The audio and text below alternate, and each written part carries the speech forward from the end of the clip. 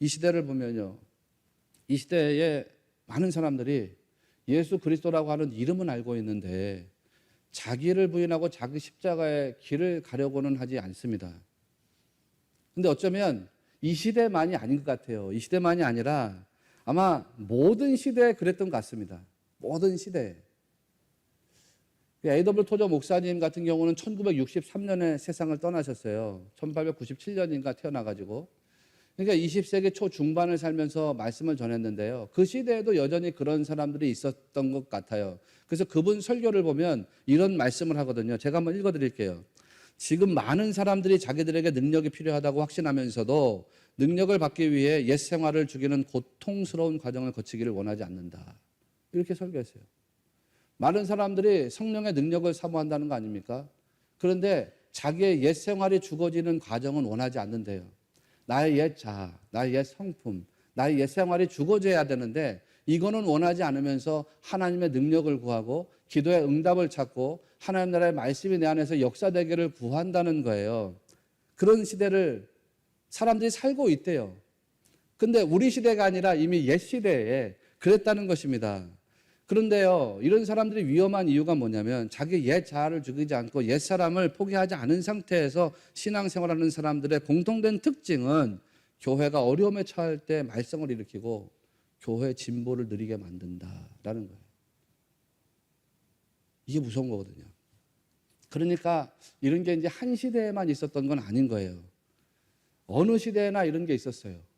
제가 여러분에게 수차례 말씀드렸지만 마태복음이 끝나는 마태복음 28장, 진짜 마태복음의 대단원이 끝나는 28장의 마지막 대목에도 이 마태의 고민이 역력하게 표현되어 있다고 말씀드리지 않았습니까? 마태복음 28장 16절, 17절 말씀. 우리가 그레이트 커미션이라고 부르는 지상 대명령이라고 부르는 예수님 승천하시면서 하시는 말씀입니다. 엄밀하게 말하면 승천하시기 직전에 선포한 말씀이거든요.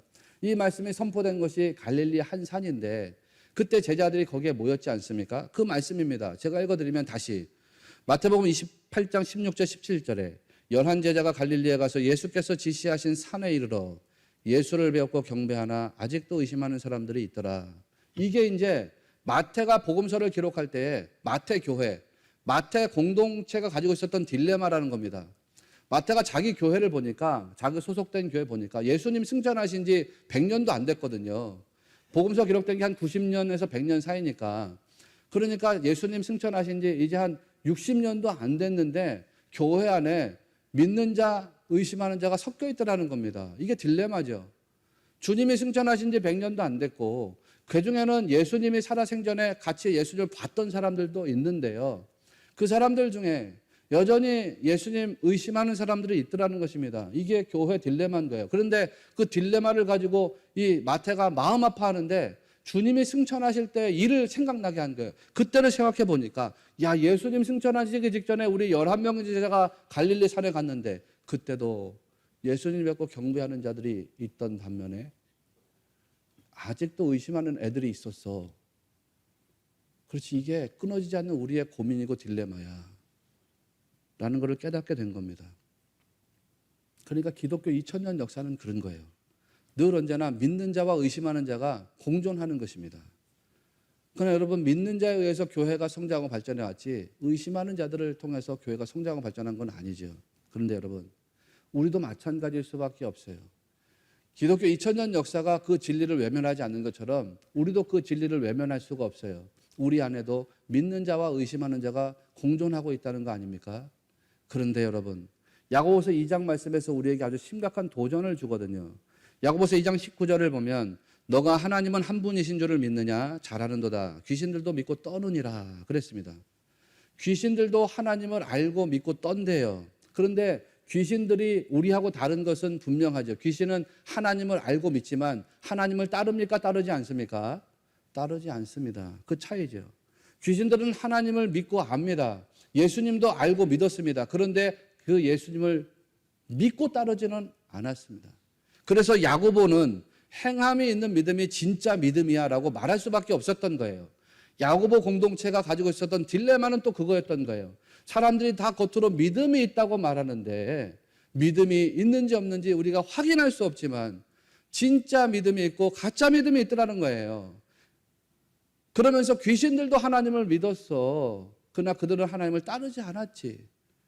행함이 있는 믿음이라 진짜 믿음인 거야 라고 하는 말을 할 수밖에 없었다는 겁니다. 이게 우리에게 굉장히 도전적인 메시지거든요.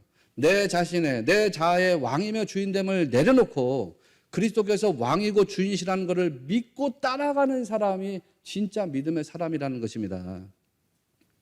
그러면서 이 메시지의 반전은 뭐예요? 성경은 자기 자아라고 하는 존재를 높이는 순간, 자기 자아의 만족이 주제가 되고 목적이 되는 순간, 그 믿음은 귀신과 같은 가짜 믿음이 된다는 것을 도전하고 있습니다. 그래서 예수님께서 뭐라 그랬어요? 제자들과 마지막 만찬을 나누면서 나의 살과 피를 먹고 마시라 이렇게 말씀한 거예요. 여러분, 이게 이해가 됩니까? 예수님이 최후의 만찬에 제자들을 불러 모시고 이거는 나의 살이니 받아 먹으라, 이거는 나의 피니 받아 마시라, 그 말을 제자들이 들었습니다. 그 제자들 12명은 다 유대인입니다. 유대인들이 이 말을 들었습니다. 그 말을 받아들일 수 있겠습니까?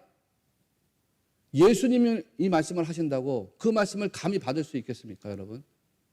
이게 참 쉽지 않죠. 왜? 레위기 법이래. 신명기 법에 따르면, 레위기 법이나 신명기 법에 따르면 피를 마실 수 있습니까, 없습니까? 마실 수가 없습니다. 하나님이 피는 생명이니까 고기와 함께 마시지 말라 그랬습니다. 피는 생명이기 때문에 마시면 안 된다 그랬습니다. 레위기 법에서 하나님이 최초로 그 말씀을 주셨고, 신명기에서 모세가 레위기 법을 재해석해서 가나안 세대에게 들려주면서 그 법을 다시 강조했습니다. 피는 생명이야. 그러니까 피를 마시면 안 된다. 그런데 예수님이 피를 마시라는 거예요. 유대인들에게. 어떻게 그런 일이 가능합니까? 그리고 제자들은 그 율법에 반하는 말씀을 들었는데도 불구하고 왜 예수님의 피라고 하는 그 포도주 잔을 들어 마셨을까? 여러분, 왜 예수님이 살과 피를 먹으라고 했느냐? 그 이유를 알아야 됩니다. 예수님의 살과 피를 먹고 마셔야 내 안에서 그것이 들어와 나의 살과 피가 되기 때문입니다. 이게 영적으로 보여져야 돼요. 옛날에 어르신들이, 아니 어르신이라고 할 필요도 없어요. 우리 아버지 어머니가 나 편식하면은 늘 그랬어요. 야, 이거 맛없어도 먹어. 이거 써도 좀 먹어. 뭐든지 먹으면은 다 너에게 뭐가 되고 뭐가 돼요? 살이 되고 피가 되는 거야, 그래. 이건 먹으면 다 네 살 되고 피 되는 거야, 그랬어요. 왜 우리가 예수님의 살과 피를 먹고 마셔야 됩니까? 그거를 먹고 마실 때 예수님의 살과 피가 내게 들어와 나의 살과 피가 되는 거예요. 바로 그때 예수님의 길이 나의 길이 되고 예수님의 삶이 나의 삶이 돼요. 그래야지 우리가 예수님 따라가는 인생이 될 수 있는 것입니다. 그런 따라가는 인생 살아가는 믿음이 진짜 믿음이라는 거거든요. 그런데 어떤 사람들은 예수님 살과 피를 내 안에 담으려고 하지 않습니다. 그저 예수라고 하는 이름의 껍데기를 덮고 십자가와 피를 부적처럼 그냥 지니고 살아가려고 합니다. 그거는 예수님을 그리스도로 믿는 진짜 신앙이 아닌 거거든요. 그러면 인생의 주제가 어떻게 되냐면 항상 나가 됩니다. 나. 인생의 주제가 하나님이 돼야 되는데 인생의 주제가 나가 됩니다. 예배를 드리고 교회를 와도 똑같습니다. 다 주제가 납니다. 나. 그러니까 내가 불편해서, 내가 싫어서, 내가 미워서, 내가 뭐 해서, 내가 다 귀찮아서 이렇게 나갑니다. 인생의 주제가 하나님을 향해야 되는데 그게 안 되는 거예요. 예배 주제도 내가 피곤해서, 내가 힘들어서, 내가 병들까 봐, 내가 죽을까 봐, 내가 귀찮아서 다 이렇게 되는 거예요. 세례 요한은 말하기를 그는 흥하여야 하겠고 나는 쇠하여야 하리라고 했습니다. 앤드류 머레이 목사님은 나를 버려야 예수가 산다 그렇게 말했습니다. 앤드류 머레이 목사님이 그런 말을 했어요. 어떤 사람이 강단에서 열정적인 믿음에 대해서 설교하면 간혹 이런 질문을 하는 사람들이 있다는 거예요. 왜 나는 믿어지지 않습니까? 왜 나는 믿을 수가 없습니까? 왜 나에게는 믿음이 생기지 않습니까? 이런 질문을 하는 경우가 있다는 것입니다. 여러분도 그렇지 않아요? 어떤 믿음에 관한 이야기를 들으면 왜 나는 믿어지지 않지? 왜 나에게는 믿음이 생기지 않지? 왜 나는 그걸 믿을 수가 없지? 이런 반문이 여러분 안에 혹시 들어올 때가 있지 않습니까? 거기에 대한 유일한 대답이 하나래요. 거기에 대한 유일한 대답은 뭐냐면 당신의 자아라는 것입니다. 당신의 자아 때문입니다. 당신의 자아 때문에 그런 것입니다. 이게 유일한 대답이래요. 왜 나는 말씀이 들리지 않지? 자아 때문에. 왜 나는 말씀이 믿어지지 않지? 자아 때문에. 왜 나는 성령을 받지 못하고 있지? 자아 때문에. 나는 왜 기도에 응답이 없지? 나는 왜 성령으로 충만하지 못할까? 유일한 대답은 당신의 자아 때문에 그렇습니다. 라는 것이랍니다. 여러분 그렇지 않습니까? 이게 극복돼야 되거든요. 이게. 자아가 버려져야 돼요. 아니 여러분이 붙잡고 있는 자아를 다 버려야 돼요. 여러분이 붙잡고 있는 자존심부터 열등감까지 이걸 다 버려야 됩니다. 주님 나를 도와주십시오. 나의 믿음 없는 것을 도와주십시오. 나의 불의한 것을 도와주십시오. 나의 연약한 것을 도와주십시오. 그렇게 주님께 도움을 구하는 신자가 되어야 됩니다. 자기의 연약함 인정하고 하나님 절대성 인정하는 거 그게 신앙이잖아요. 믿음은 나 보는 게 아니잖아요. 신앙은 나를 보는 게 아니잖아요. 신앙은 하나님 보는 거잖아요. 하나님. 나를 버리고 오로지 하나님만 바라보는 거 그거 신앙 아닙니까? 그러면 나를 버리고 하나님 바라볼 때 진짜 삶이 달라지고 역사가 달라진다는 것을 여러분 꼭 믿으셔야 됩니다. 애굽의 재앙을 잘 보세요. 애굽의 재앙 잘 보시면 네 번째 재앙부터는요. 이 패턴의 변화가 일어납니다. 이 패턴의 변화는 굉장히 큰 변화예요. 우리가 반드시 알아야 되는 변화이고 제가 여러분에게 몇 차례 말씀드린 그 변화입니다. 자, 출애굽기 8장 22절을 보면요. 그날에 나는 내 백성이 거주하는 고센 땅을 구별하여 그곳에는 파리가 없게 하리니 이로 말미암아 이 땅에서 내가 여호와인 줄을 너가 알게 될 것이라고 했습니다. 굉장히 놀라운 말씀이 지금 나갔습니다. 어떤 변화가 일어나느냐? 하나님이 한마디로 말하면 구분하신다는 거죠. 구분한다는 겁니다. 이스라엘 백성이 거주하는 땅 고센과 애굽 사람이 사는 땅을 구분하신다는 거죠. 구별하신대요. 그래서 어디에만 재앙이 임한대요? 애굽 사람들이 사는 땅에만 재앙이 임하게 하신대요. 네 번째 재앙이 파리 재앙인데 이때로부터 하나님이 구별하신다는 거 아니에요? 놀랍지 않습니까? 출애굽기 8장 23절을 보십시오.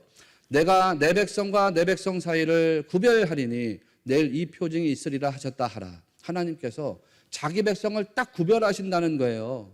출애굽기 9장에서도 똑같습니다. 출애굽기 9장 6절 오늘 우리가 읽은 말씀인데 거기 보시면 이튿날에 여호와께서 이 일을 행하시니 애굽의 모든 가축은 죽었으나 이스라엘 자손의 가축은 하나도 죽지 아니한지라 이렇게 나갑니다. 심판날에 하나님께서 구별을 하신다는 거 아닙니까? 하나님 나라의 백성들, 구원받은 자녀들, 하나님의 언약을 딱 붙잡고 언약 안에 있는 사람들은 심판의 대상이 아니라는 것입니다. 그러니까 여러분 신자는요 오늘 말씀의 제목처럼 세상에 주눅들 필요가 없습니다. 와, 저 세상에 너무 큰데, 저 세상의 권력자가 너무 큰데, 내 직장 상사가 너무 큰데, 내가 만나는 사람들, 내가 만나는 권력들, 내가 만나는 재물들, 내가 만나는 환란들 이거 너무나도 큰데 나는 쪼그라드는데 여러분 주눅들 필요가 없습니다. 왜? 믿음이 커지면 세상은 그냥 작아지게 되어 있기 때문입니다. 네, 아멘이시죠? 논어에서도 그런 말 하잖아요. 등태산하니까 뭐라요? 등태산하니까 소천하래요. 큰 산에 올랐더니 세상이 어떻게 보인다는 거예요? 작아 보인다는 거예요. 여러분도 산에 올라가 보셨죠? 비행기 타보셨잖아요. 왜 세상이 커 보입니까? 내 믿음이 작아서 커 보이는 거예요. 내 믿음이 커지면 세상은 작아지게 돼 있어요. 여러분이 어떤 크고 작은 문제를 안고 살든지 관계없어요. 하나님은 그런 거 전혀 상관하지 않으세요. 왜냐하면 하나님이 그런 문제들 다 해결할 수 있는 분이시기 때문입니다. 다만 하나님이 우리에게 기다리고 기대하시는 게 있어요. 그거 뭐냐면 하나님께 찾는 자, 구하는 자, 기도하는 자 되라는 거예요. 여러분이 찾으실 때까지 하나님이 기다리고 계시는 것입니다. 여러분의 문제의 크기가 어떤 것인지를 하나님이 판단하시는 게 아니라 어떤 문제의 크기가 있든지 간에 하나님께 구하는 자 되기를 하나님이 기다리고 계시다는 것을 믿으시기 바랍니다. 그래서 구하고 찾는 자 되면요 역사가 달라지는 거예요. 그 순간부터 반드시 달라지게 돼 있습니다. 애굽의 재앙 이후로도 패턴이 똑같습니다. 7번째 재앙 우박이 내리죠. 그런데 고센 땅에 우박이 있어요, 없어요? 없죠. 출애굽기 9장 24절 이하를 보면 이 우박이 불덩어리랑 섞여서 내린대요. 이런 역사가 애굽 땅에 이전에 없었다는 것입니다. 우박이 내리면서 불덩이가 섞여서 내렸다는 게 어떻게 있을 수 없는 역사인데 그 역사가 지금 일어났습니다. 그렇게 내려가지고 사람에게도 떨어지고 짐승에게도 떨어지고 밭에도 떨어지고 들에도 떨어졌대요. 그래서 나무도 꺾고 풀도 꺾고 사람도 죽이고 짐승도 죽이는 것입니다. 그런데 이스라엘 백성들이 살고 있는 고센 땅에는 우박이 있었더라 없었더라? 없었더라. 9번째 재앙도 마찬가지예요. 여러분 말씀드렸잖아요. 흑암의 재앙입니다. 암흑천지입니다. 앞에 있는 사람 구별하지 못할 정도로, 앞에 있는 사람을 볼 수 없을 정도로 암흑천지의 세상이 됐습니다. 그래서 사람들이 밖에 나가는 거 무서워가지고 자기 처소를 떠나지 않았답니다. 이 암흑 세상이 무려 3일 동안 지속되는데, 그런데 이스라엘 백성들이 거주하는 고센 땅에는 뭐가 있었대요? 뭐가 있었대요? 다 잊어버리셨네. 뭐가 있었다고요? 그렇죠. 빛이 있었더라. 하나님의 심판이 온 세상을 뒤덮는 가운데, 만약 우리가 마지막 때 하나님의 심판과 마주하는 백성이라면, 그 하나님의 심판이 마지막 때 이 세상에 임하였을 때에 우리 하나님의 자녀들이 어떤 삶을 살고 있을까? 나 잘 모릅니다. 그래서 나도 궁금하다고 그랬습니다. 하나님의 심판이 마지막 내리는 때에 이 하나님 나라 백성들이 어떤 마음으로 그 심판을 바라볼까? 나는 그것도 궁금하다고 여러분에게 말씀드렸습니다. 그러나 분명한 것은 구원받은 성도들은 하나님이 예배하신 구원의 문을 반드시 통과하게 될 줄로 나는 믿습니다. 진실한 믿음을 가지고 있는 구원받은 성도라면. 애굽에 내렸던 마지막 재앙이 초태생의 죽음 아닙니까? 장자는 다 죽는 거예요. 애굽 전역에 곡소리가 나는 겁니다. 이게 나이 세대 구분이 없습니다. 나 지금 70인데 그래도 장자면 죽어요. 내가 지금 80인데 그래도 초태생이면 죽는 거예요. 내가 지금 40대 50대야. 그래도 장자면 죽어요. 나 이제 갓 태어난 갓난아기야. 그래도 그 집안의 장손이면 죽는 거예요. 그러니까 10대, 20대, 80대, 90대가 상관없어요. 모든 연령대, 모든 세대에 그 집안의 초태생이면 무조건 죽는 거예요. 그러니까 애굽 땅 전역이 이게 난리 법석이 났겠지요. 사람만이 아니라 짐승도 초태생이면 무조건 죽는 거예요. 그러니까 온 나라가 곡하는 소리로 그냥 들썩들썩했을 겁니다. 그날 밤에요. 그런데 그날 밤에 온 나라가, 온 땅이 곡하는 소리로 들썩들썩할 때에 이스라엘 백성들은 다 뭐 하고 있었어요? 자기 집 안에서, 양피를 바른 자기 집 안에서 양고기를 먹고 무교병을 먹고 쓴나물을 먹고 있었습니다. 허리에 띠를 메고 신발을 신고 일어선 채로 지팡이를 짚고 음식을 먹고 있었습니다. 왜요? 이제 곧 출애굽이니까. 이제 곧 구원이니까요. 세상은 온통 심판으로 어지러운데 하나님 나라 백성들은요, 구원을 기다리고 기대하고 있었다는 거 아닙니까? 이거를 펜실베니아의 윌리엄 스콧이라고 하는 분이 너무나도 잘 알고 있었다 그랬죠. 이분은 감리교에서 일평생 교회학교 교사를 섬기신 분인데, 윌리엄 스콧 감리교회에서 일평생 교사로 섬겼던 그 제임스 블랙이라고 하는 분이 이걸 너무 잘 알고 있었습니다. 그래서 이 제임스 블랙이 유명한 찬송가를 남겼는데, 이 찬송가 여러분 우리 몇 번 나눴잖아요. 찬송가 180장이라고 그랬죠. 하나님의 나팔 소리. 가사가 이렇게 나가잖아요. 하나님의 나팔 소리 천지 진동할 때에 예수 영광 중에 구름 타시고 천사들을 세계 만국 모든 곳에 보내어 구원받은 성도들을 모으리. 요한계시록의 마지막 때가 되면 심판날 나팔이 붑니다. 나팔 불릴 때 계속 심판하는 이야기가 나오는데요. 그런데 하나님 백성들은 어떻게 한다는 거예요? 나팔 소리가 될 때 예수님이 구원받은 성도들을 모으신대요. 그래서 나팔 소리가 우리에게는 어떻게 들려집니까? 나팔 불 때 나의 이름, 나팔 불 때 나의 이름. 나팔 불 때 나의 이름 부를 때 어디에 참여한다고요? 멸망에 참여하겠네. 심판에 참여하겠네. 어디에 참여한다고요? 잔치에 참여하겠네. 이렇게 나간다는 것입니다. 똑같은 나팔 소리인데 불의한 사람들에게는 두려움과 경고, 심판의 메시지입니다. 그러나 반면에 하나님의 자녀들, 구원받은 백성에게는 천국 잔치로 초대하는 메시지라는 거 아닙니까? 이거는 이 땅을 사는 동안에도 똑같습니다. 마찬가지입니다. 진실된 믿음으로 세상을 살면, 제가 믿음 앞에 전제가 있어요. 믿음 그냥 믿음이 아니에요. 진실된 믿음이지. 진실된 믿음으로 세상을 살면 혹시 여러분 세상에서 실패할 거다 이렇게 생각하시는가요? 목사님, 진짜 믿음 가지고 살면 세상에서 후회합니다. 진짜 믿음 가지고 살면 내 직위가 날아갈 수 있고 내 직이 날아갈 수 있고 내 돈이 날아갈 수도 있고 내가 손해볼 수 있습니다. 혹시 여러분 그렇게 생각하시는가요? 내가 진실한 믿음 가지고 살면 이 세상에서 손해보고 후회하게 될 겁니다. 목사님, 그렇게 생각하시는가요? 결코 그렇지 않습니다.